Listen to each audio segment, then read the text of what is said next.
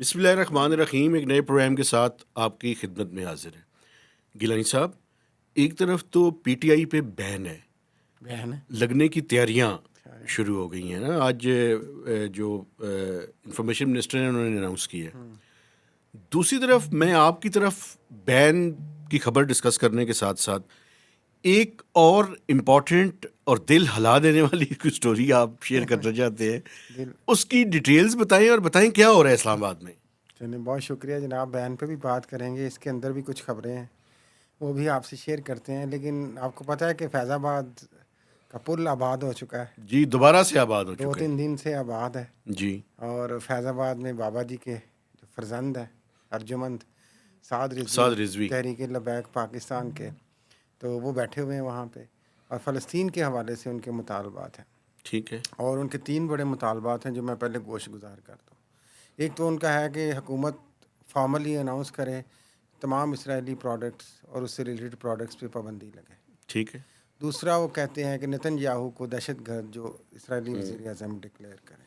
ٹھیک اور ہے. تیسرا، وہ کہتے ہیں کہ جو میکسیمم سپورٹ آپ دے سکتے ہیں فلسطین کو وہ بھیجیں. ٹھیک ہے. حتیٰ کہ کچھ فوٹیج تو ایسے ہیں کہ ابھی اعلان کریں ہم ابھی یہاں سے چلتے ہیں.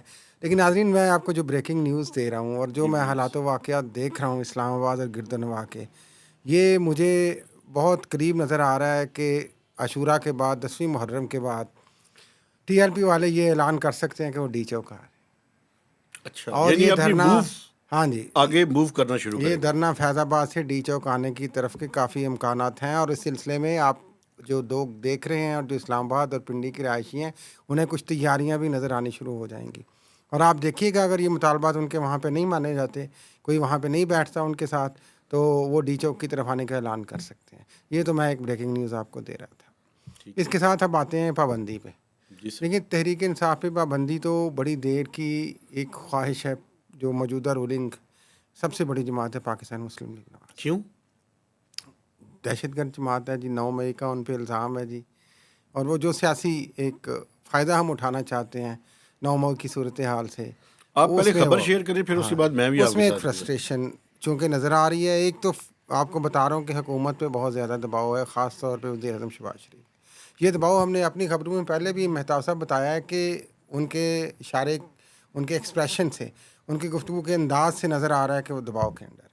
اور اس میں اب یہ اس قسم کی ہیجانی قسم کی جو باتیں اور پریس کانفرنس ہے وفاقی وزیر اطلاعات عطا اللہ تارڑ کی، وہ ہمارے لیے تو میرا خیال ہے کہ مذکہ خیز ہے. اور اس میں میں آپ کو یہ خبر دے رہا ہوں کہ یہ کوشش پوری کریں گے، لیکن مجھے نہیں لگ رہا کہ پاکستان تحریک انصاف پہ کوئی پابندی لگے گی. ایک بات مجھے کرنے کی اجازت ہے. ہاں دیکھیں، ایک تو پہلے تحریک یہ لبیک والوں کو جی، حکومت کیوں اجازت نہیں دیتی جائیں فلسطین کے اندر؟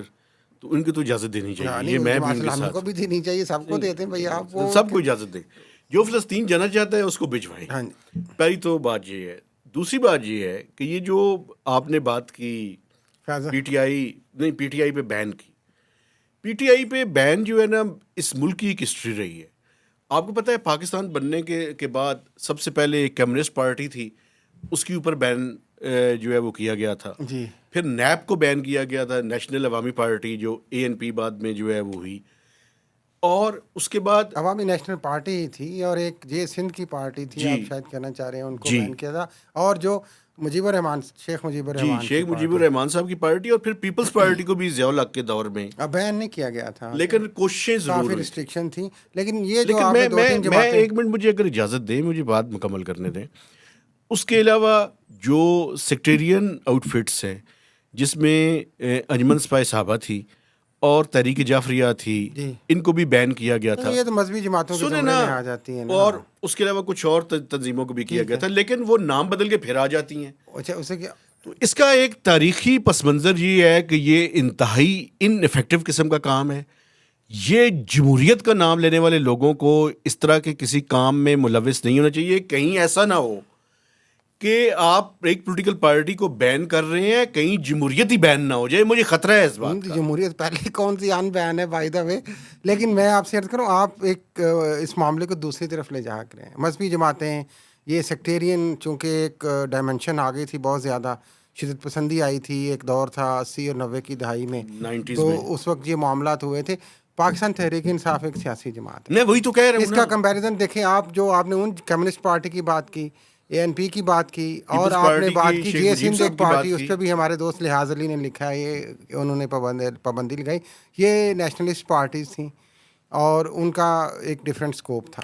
نہیں، پی ٹی آئی تو ایک پوری، میں آپ کو بتاؤں اس ٹائم دیکھیں، میں پسند کروں، آپ پسند کریں یا کوئی اور پسند کرے یا نہ کرے، پاکستان کی سب سے بڑی پولیٹیکل پارٹی ہے. ہاں جی. اور یہ جو مخصوص نشستیں ہیں اس کے بعد تو پروو بھی ہو چکا ہے. دوسری بات یہ ہے جو میں آپ سے شیئر کرنا چاہ رہا ہوں، خبر بھی ہے اور تجزیہ بھی ہے، کہ آپ کیسے، آپ کہتے ہیں کہ ہم سپریم کورٹ کے پاس جا رہے ہیں، پابندی لگائیں ان پہ، یہ دہشت گرد ہیں. 9 مئی ہو گیا جس کو اب تقریباً سال سے زیادہ ہو گیا، آپ نے دیکھا ہی کیا صورتحال ہو رہی ہے سارے کیسز کی. بھائی اسی سپریم کورٹ کے 11 ججز نے تو کہا ہے کہ پی ٹی آئی ایک سیاسی حقیقت ہے، آپ اس کو ایک سیاسی جماعت کے طور پہ تسلیم کریں. جی. آپ اس فیصلے کو، 11 ججز کے فیصلے کو نہیں مان رہے.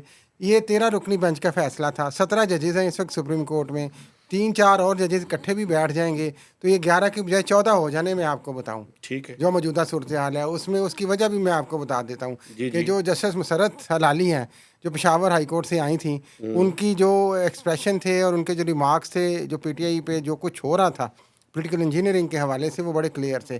اور شاید میں آپ کو یہ بھی اندر کی خبر دے رہا ہوں، اطہر مد اللہ جج کی طرح مسرت ہلالی کو بھی آہستہ آہستہ چیف جسٹس قاضی فائز عیسیٰ نے اپنے بینچ سے انہی وجوہات کی وجہ سے علیحدہ کیا تھا. پہلے وہ جو 3 رکنی بینچ ہوتا تھا قاضی فائز عیسیٰ کا چیف جسٹس کا، اس کا حصہ ہوتی تھیں، اطہر من اللہ بھی ہوتے تھے، یہ دونوں نکل گئے.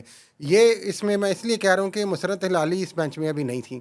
پھر آپ کے شہزاد صاحب آ گئے ہیں جو لاہور ہائی کورٹ سے آئے ہیں، جن کے خلاف آلریڈی آپ لگے ہوئے ہیں سپریم جوڈیشل کونسل میں جناب کہ انہوں نے کہا جی کہ اسٹیبلشمنٹ کی مداخلت ہوتی ہے. اور پھر عقیل صاحب جو سندھ ہائی کورٹ سے آئے ہیں، یہ سارے ججز بڑے انہوں نے انڈیپینڈنٹلی فیصلے کیے ہیں. تو اگر آپ فل کورٹ بھی بٹھا لیں گے تو یہ پابندی مجھے لگتی نظر نہیں آ رہی پی ٹی آئی پہ. لیکن یہ ہے کہ جو پی ایم ایل این کا بین ہے، وہ دوسرا بین وہ بڑھتا جائے گا، وہ فرسٹریشن بڑھتی جائے گی. اور اس یہ فرسٹریشن کا نتیجہ کیا نکلے گا؟ ملک کو کیا اس کا نتیجہ نکلے گا کہ وہ جو ہم نے کہا شروع میں، وہ فیض آباد والے ادھر آ جائیں گے، وہ کہیں گے ہماری باتیں مانو نہیں تو گھر جاؤ. گھر جاؤ. ہاں جی. اس کا مطلب یہ ہے کہ ہو سکتا ہے یہ نئے پلان پہ کام شروع ہو چکا ہے. اچھا ایک بات مجھے بتائیں، فیض امید نہیں ہے. ایک بات فیض آباد کا پل ہے، ایک بات مجھے بتائیں، امید نہیں ہے. ایک بات مجھے بتائیں، مجھے یہ بتائیں کہ اس کا مطلب ہے کہ وہ آگے بڑھنے کی تیاریاں حکومت کو ہٹانے کے لیے ہیں؟ میں یہ نہیں کہہ رہا. آپ کیا کہہ رہے ہیں؟ ان کے یہ مطالبات ضرور ہوں گے. بھائی اگر آپ نے ہم نے بات نہیں مانتے، ہم یہاں بیٹھے ہیں. اب آپ یہاں پہ تو یہ 150-200 لوگوں کے ساتھ بیٹھے تھے اپنا سینیٹر مشتاق جماعت اسلامی کے، تو وہ تو ہزاروں کی تعداد میں، بلکہ میں کہہ رہا ہوں آپ کو کہ چند لاکھ کی تعداد میں بھی لوگ ہو سکتے ہیں. اچھا، اس کا مطلب ہے کہ فرسٹریشن مزید بڑھے گی ہماری جیسی سوسائٹی میں، اس کو آپ اگنور نہیں کر سکتے. اس کا مطلب ہے فرسٹریشن مزید بڑھے گی. ابھی بھی ہزاروں کی تعداد میں وہاں پہ لوگ بیٹھے ہوئے ہیں. اس کا مطلب ہے فرسٹریشن مزید بڑھے گی. تو جب وہ سعد رضوی ایک کال دیں گے، خادم رضوی کے جناب فرزند ارجمند، تو پھر آپ دیکھیے کیا صورتحال ہوتی ہے. اور ہمارے تو میں یہ ضرور بات کرنا چاہ رہا ہوں کہ بہت ساری باتیں ہوتی ہیں ہماری، جو ڈی آئی جی آپریشنز اور ایس ایس پی آپریشنز اسلام آباد نے وہاں جا کے لبیک یا رسول اللہ کے نعرے لگائے. ہم بھی لبیک یا رسول اللہ، ختم مرتبت علیہ الصلوۃ والسلام کا نعرہ لگاتے ہیں. لیکن ایک فورس کا نعرہ ایک سیاسی جماعت یا ایک مذہبی جماعت کے لیے اس طرح کا، وہ بہت سارے لوگ اس پہ سوال اٹھا رہے ہیں. وہ میں کرج کی بات کر رہا ہوں کہ کرج آپ کہہ رہے ہیں نا کہ کیا ہوگا، تو کرج تو اتنی ہے ہم میں. ڈیفینیٹلی آپ ٹھیک کہہ رہے ہیں. اس کا مطلب یہ ہے کہ یہ جو ساری چیزیں ہیں یہ جڑی ہوئی ہیں. 3 خبریں ہیں جناب. ایک تو وہ اسلام آباد آ سکتے ہیں، بلکہ آنے کی تیاری میں ہیں، اور ادھر بھی تیاری شروع ہو گئی ہے تحریک لبیک والے. دوسری خبر، حکومت شدید دباؤ میں ہے، اور یہ سب کچھ دباؤ میں یہ آگے سے کا ایکٹ کر رہے ہیں جناب. پابندی لگائیں گے، آرٹیکل 6 لگا دیں گے، یہ کر دیں گے، وہ کر دیں گے. اور تیسری بات کہ یہ پابندی مجھے لگتی نظر نہیں آ رہی، سپریم کورٹ اس کو اڑا کے رکھ دے گا. لیکن جاتے جاتے ہم ضرور ایک اور تکلیف سے بات جو پاکستان کے عوام کے لیے ہے اور آپ کا سبجیکٹ ہے، مجھے اجازت دیں. یہ جو ہم بار بار بجلی کی بات کرتے رہے، وہ بجلی بم بالآخر آج گرا دیا گیا.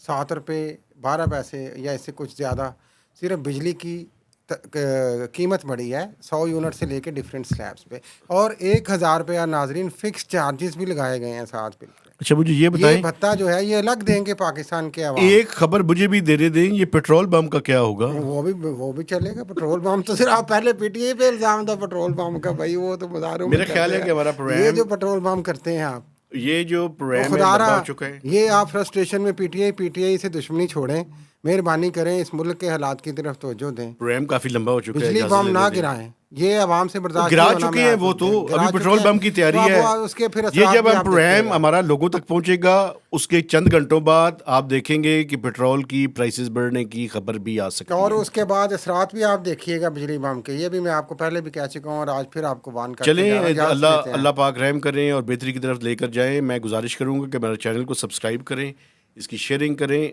और इस पे कमेंट्स दीजिए जी प्लीज़। और इस प्रोग्राम को आप पावर FM 99 रेडियो स्टेशन पे सोमवार बुध और हफ्ते को 4 से 5 बजे सुन भी सकते हैं। इजाज़त दीजिए, अल्लाह हाफिज़।